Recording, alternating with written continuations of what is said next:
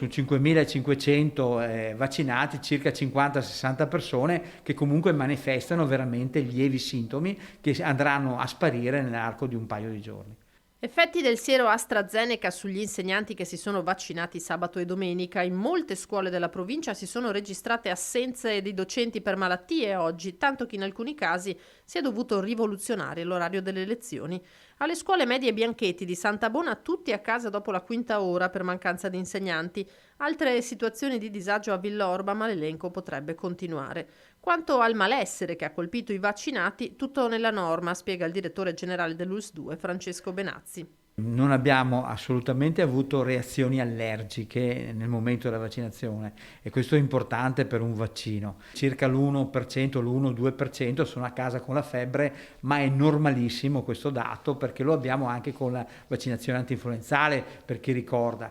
Lieve dolenzia sostanzialmente nel luogo di inoculazione, un po' di malessere, una puntata febbrile di 2-3 linee, quindi fino a 38, ma questo è normalissimo, dura al massimo un paio di giorni. Un malessere passeggero che vale la pena di affrontare per evitare le conseguenze ben più pesanti di un eventuale contagio. Il Covid non sta perdendo potenza, anzi. Noi abbiamo purtroppo rilevato in questi ultimi 3 giorni, venerdì, sabato e domenica, degli accessi in pronto soccorso da persone che erano seguite a casa, che hanno manifestato una desaturazione importante, intorno all'82-84%, e che quindi sono stati ricoverati in pronto soccorso, persone giovani, quindi classe 61, 60, 57, che hanno manifestato questa desaturazione, che quindi hanno dovuto ricorrere al pronto soccorso e al ricovero ospedaliero per avere ovviamente ossigenazione maggiore.